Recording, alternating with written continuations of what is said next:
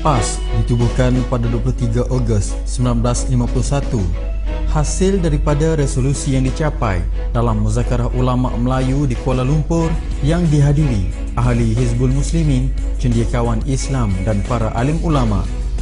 Pada waktu itu, PAS dinamakan sebagai Persatuan Ulama Setanah Melayu. Ianya ditubuhkan atas semangat parti untuk orang Islam yang berjuang membina sebuah negara Islam. Pada 24 November 1951, nama persatuan ini kemudiannya ditukar menjadi Persatuan Islam Se-Malaya dalam satu persidangan ulama Malaya di Bagan Tuan Kecil Butterworth, seberang Perai, Pulau Pinang.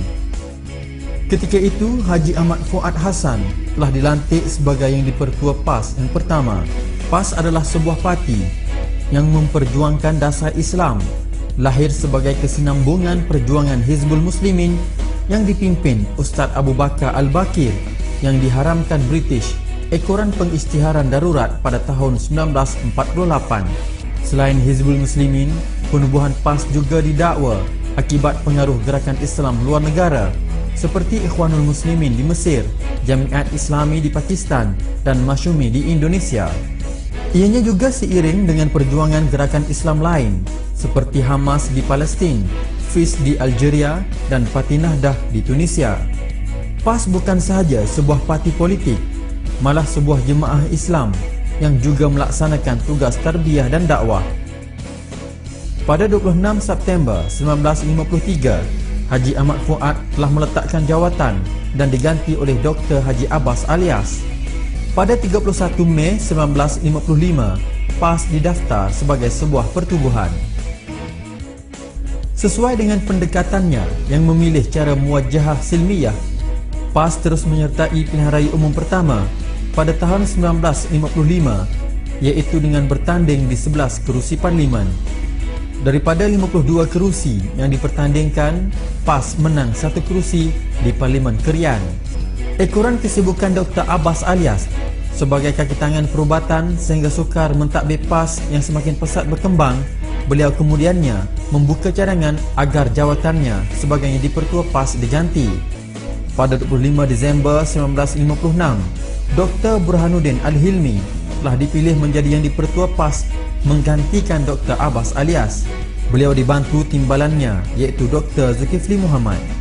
Hasil pentadbiran gabungan kedua-dua tokoh besar ini, PAS pada pilihan raya umum 1959 telah berjaya menguasai Terengganu dan Kelantan.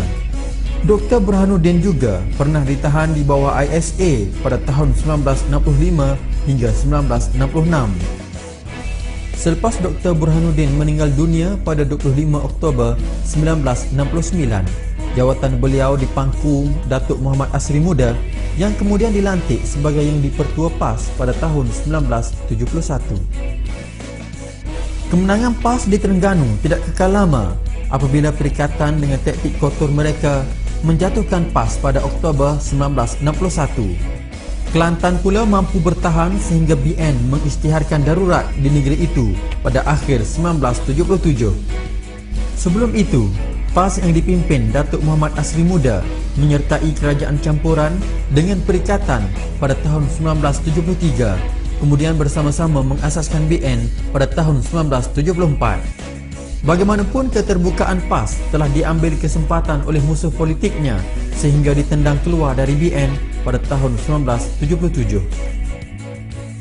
Selepas mengalami tempoh mencabar antara 1978 hingga 1982, PAS mengangkat tokoh ulama Tuan Haji Yusuf Rawa sebagai yang dipertua pada tanggal 23 Oktober 1982 menggantikan Datuk Muhammad Asri yang meletakkan jawatan. Pada tahun 1988, Tuan Haji Yusuf Rawa berundur akibat masalah kesihatan dan diganti oleh Datuk Fazil Muhammad Noor. Pada pilihan raya umum 1990, PAS bekerjasama dengan Parti Melayu Semangat 46 berserta Parti Hamim dan Berjasa di bawah Angkatan Perpaduan Ummah. Dalam pilihan raya itu, PAS berjaya merampas Kelantan. Pada pilihan raya umum 1999, PAS bekerjasama dengan Parti Keadilan Nasional dan DAP dalam barisan alternatif. Hasil kerjasama itu, PAS berjaya merampas Terengganu ketika berlaku reformasi pada tahun 1997 akibat pemecatan Datuk Seri Anwar Ibrahim dari Kabinet Kerajaan. Pada tahun 2001, gelaran yang dipertua PAS ditukar menjadi Presiden PAS. Pada tahun 2002, menyaksikan perubahan tampuk kepimpinan PAS. Datuk Seri Tuan Guru Haji Abdul Hadi Awang menjadi Presiden selepas Datuk Fadil Muhammad Noor pulang ke rahmatullah.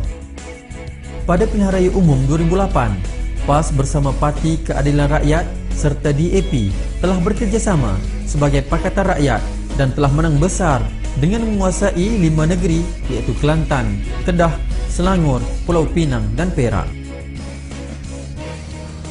60 tahun kita telah menyambut usia kita.